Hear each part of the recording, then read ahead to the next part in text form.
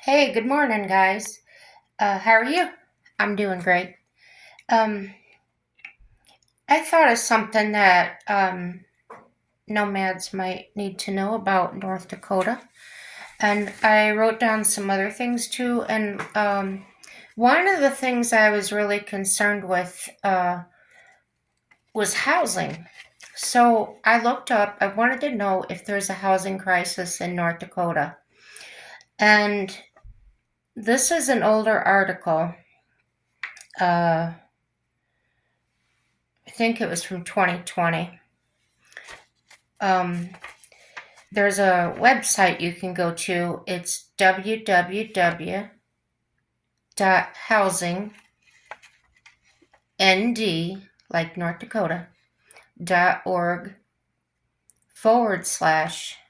/concerns. Um, housing in North Dakota, housing concerns across the state. 2,572 school children, um, uh, experienced homelessness across North Dakota. School districts across the state count children identified as homeless. This includes children and youth living in emergency shelters, automobiles, places not meant for human habitation, outdoors, and doubled up with friends and family. This count from the 2019 to 2020 school year, okay? So that is older information. I didn't want to research a whole lot on that subject simply because I give you the information that I looked up immediately and I didn't go on from there. Um, I had a lot of information I did want to find out for you, and that's what I did. Um, now, this is another place you can go to.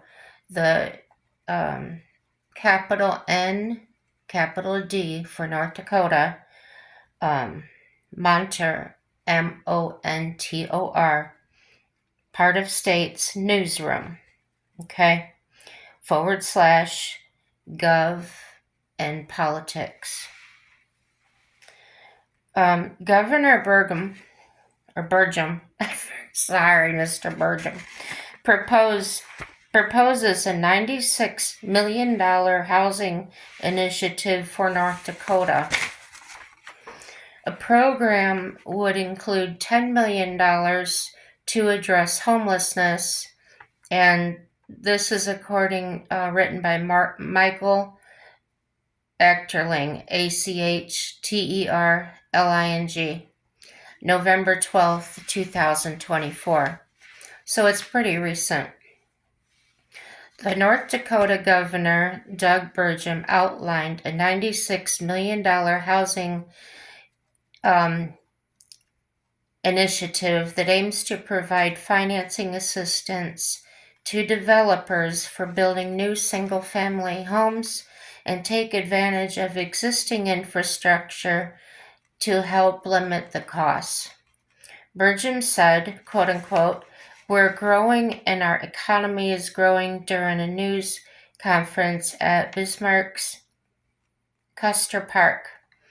He also added, "We can't grow unless we've got workforce, and we know we're having challenges with workforce coming to our state because housing in certain markets and certain places in the state has gotten very tight."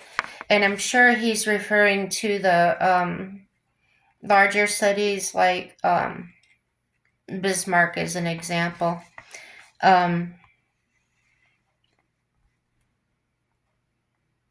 Okay, next subject. And this is by and according to Dixie RV Doctor. So I haven't researched them specifically, but here's what they had to say about, I'm sorry, I forgot to tell you the topic.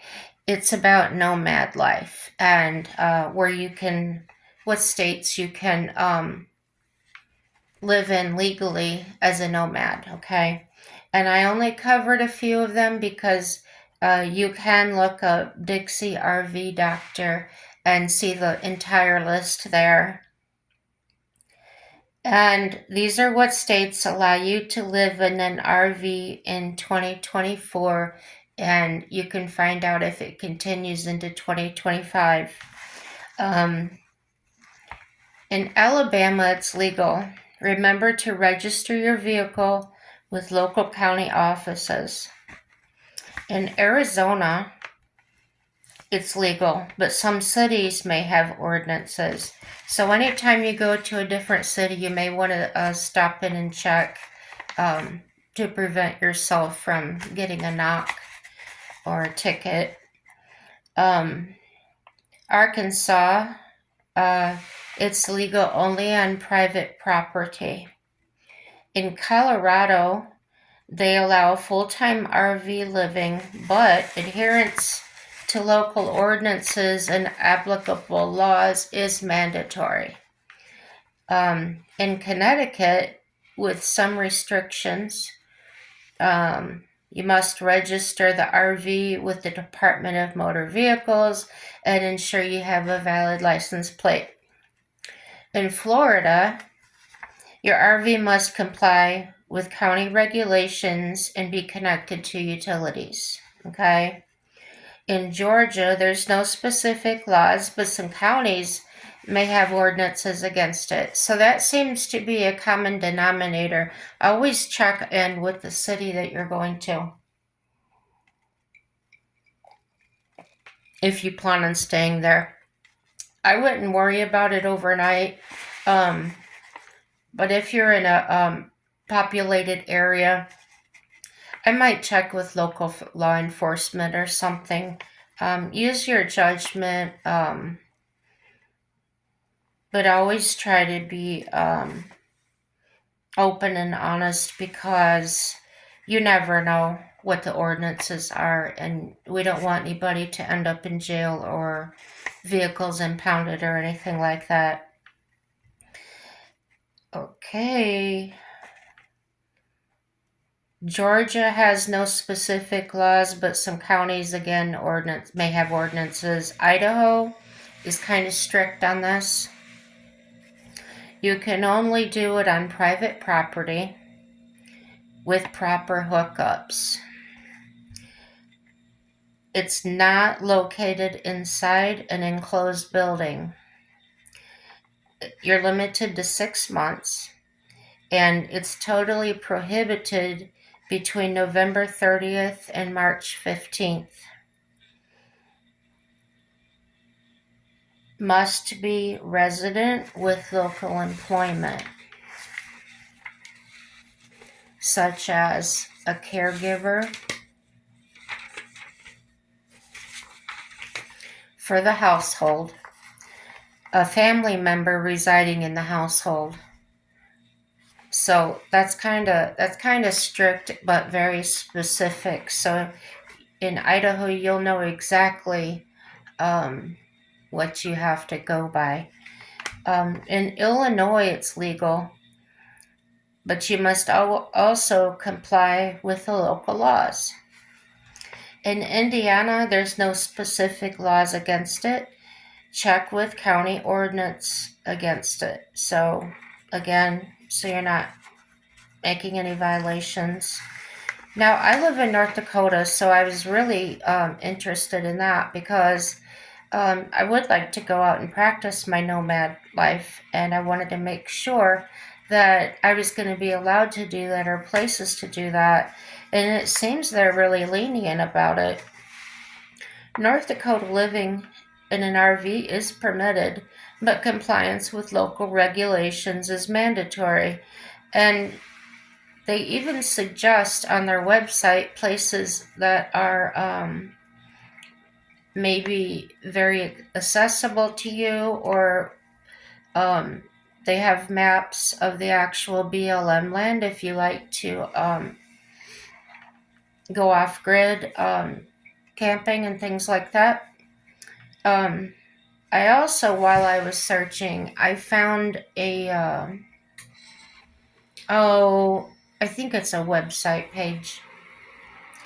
And it's called Eat, Walk, Learn. And under that it says 50 Hikes, 50 States Project. And I looked up North Dakota. It's in the 50 states. And this was written by Chris Englert,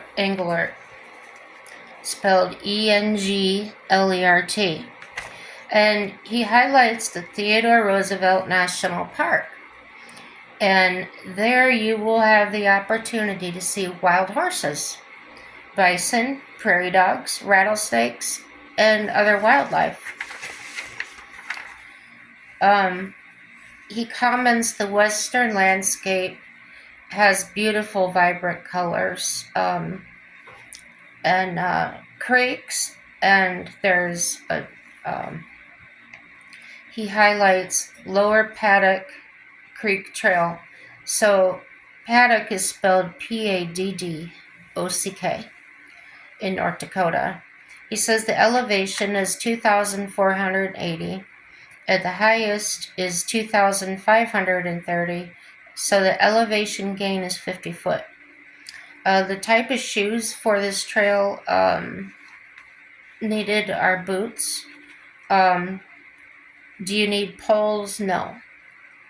So Eat, Walk, Learn says getting ready for nomad life, because they do, and they support nomad life,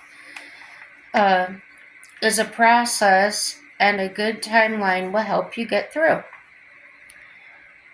or help you get there. They offer a subscription to their email, and it doesn't say if there's a cost or not. It may be free. I'm not sure. It just says to send them your email, and they'll immediately send you their timeline and to-do list to launch to Nomad Life. So if you want to go to Nomad Life and you have no clue, that may be a place to start you with ideas and planning. Here's an article by Robin Robledo. It's ROBYN, and this was from March 2nd, 2024, and it's called Nomads with a Purpose, Brave for Adventures. This is for South Dakota, okay? South Dakota, after reading this article, it looks like South Dakota has a lot more that's more favorable for nomads, services and things that nomads can use to live their life remotely and digitally. So I'm going to read a few things to you. South Dakota residency for full-time RVers. There is no income tax in South Dakota. The fees to license and register vehicles are low, and there's no vehicle inspections required. Low-priced auto and RV insurance, and in South Dakota you can get a virtual mailbox. So if living the nomad lifestyle, the service saves you time and money. How to set up South Dakota residency as a full-time RVer or digital nomad. Number one, you need to secure an address, and they can do that with you. Because try to get anything with a P.O. box these days, it's very difficult if you can do it at all. So they help you secure an address, and they're going to list several places that you can use. One is America's Mailbox, a P.O. box at UPS in Rapid City, and there's another one called choosesd.com. So it's the word choose, CHOOSE, with the SD after that for South Dakota. All that's lowercase except for the capital C in choose, and it's .com. And it says, it's going to tell you how it works. It says, How does virtual mailbox work? When new mail arrives, the outside of the envelope or package is scanned and you get an email. So it will show you what the package or what's on the envelope. And when you join, choose southdakota.com. You'll also download the Anytime Mailbox app to your phone so you can look at scanned mail and choose whether to open and scan it, forward, so recycle or shred it. It can be done automatically as well. I think that's really cool. Service starts at $10 a month to join, and the paperwork you'll get as a receipt, as a form that you have proof that you have a South Dakota address, which you'll need at the DMV. So for step 2, you're going to mail something to yourself, and because the DMV will need a piece of mail with your name on it, right? I'm sure you've done that before. And then you make an appointment with the DMV. So that sounds really good. So it looks like South Dakota will not only accept you as a nomad, but they'll also help support you in important ways. Yeah.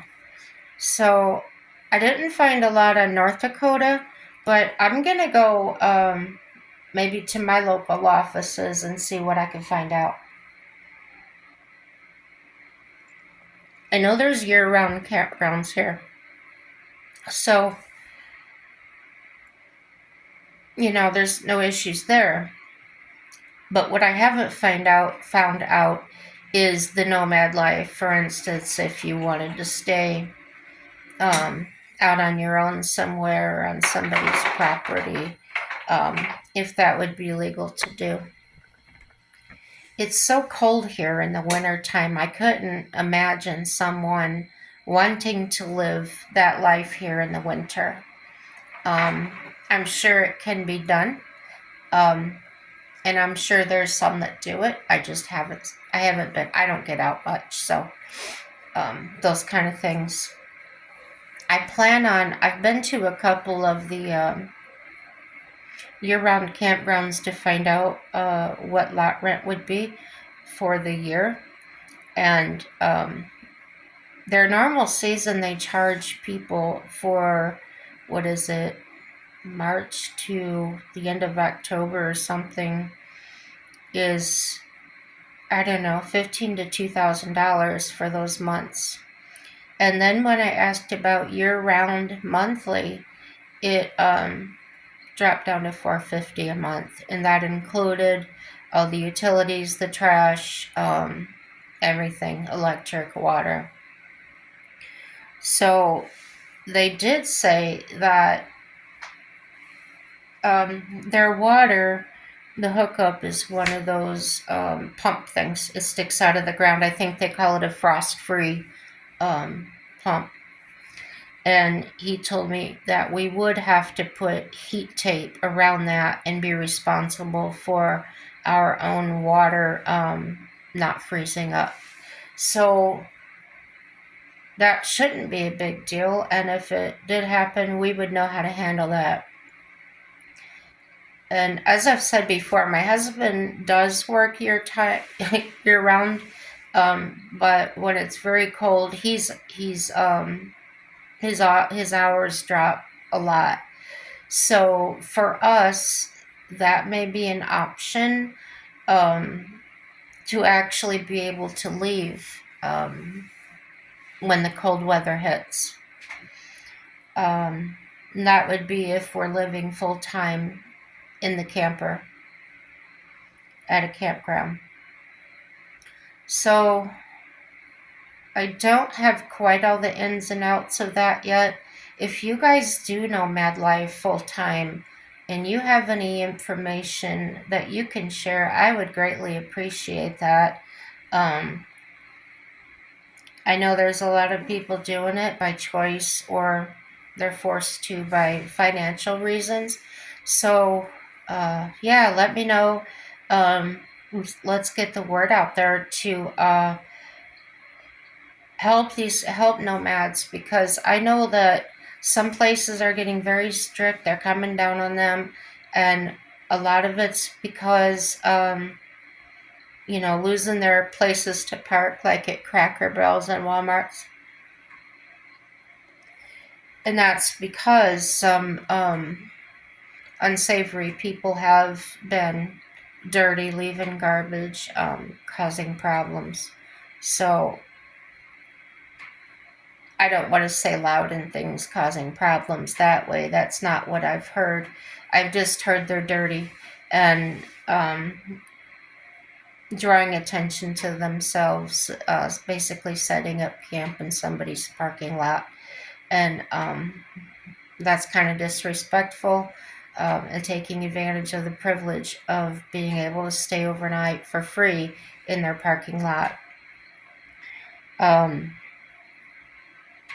since the incidents in the rest areas, negative things happening, some people are staying away from those, um, especially older people or women that travel by themselves.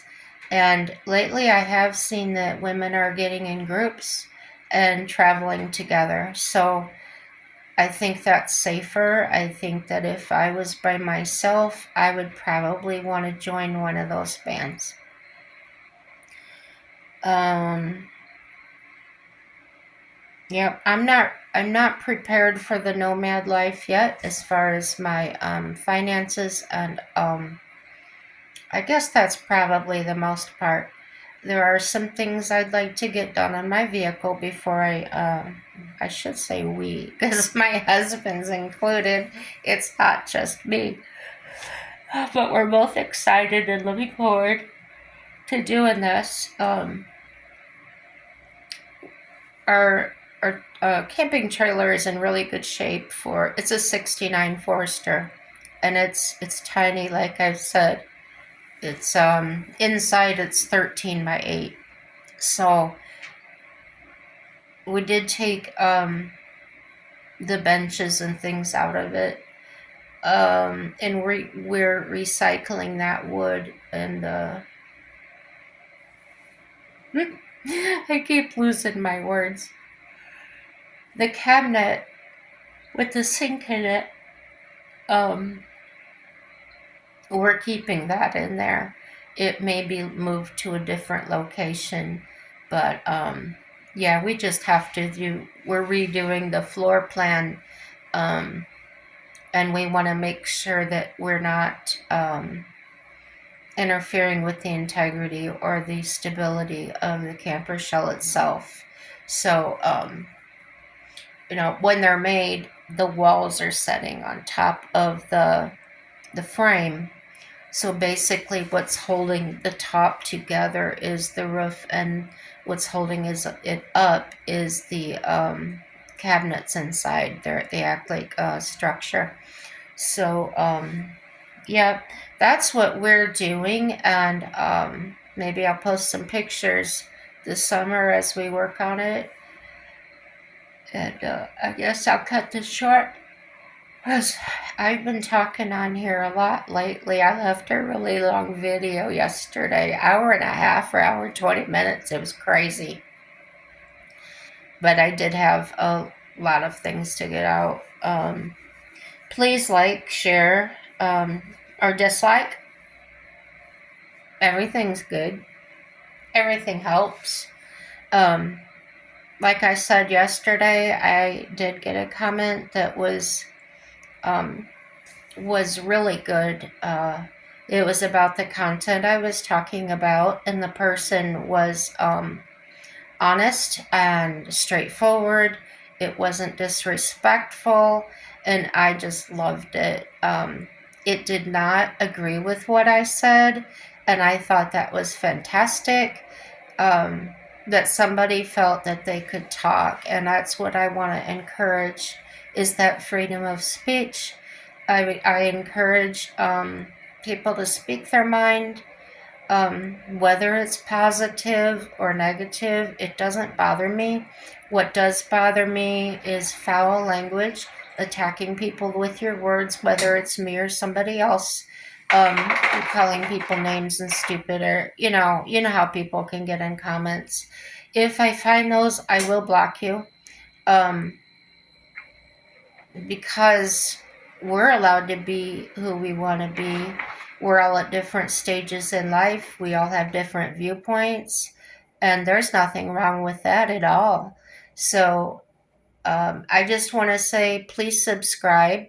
Let me know if my content is boring, offensive, or good. Um, and if you want me to research something, or if you want to talk about something, let's talk about it. Let's chat. I'm willing to do live. I've never done that whatsoever, but hey, let's give it a try. Let me know if you like weekends or weekdays or evenings. What would be the best time to do that? And I think that would be great. Have a happy day, y'all. Bye.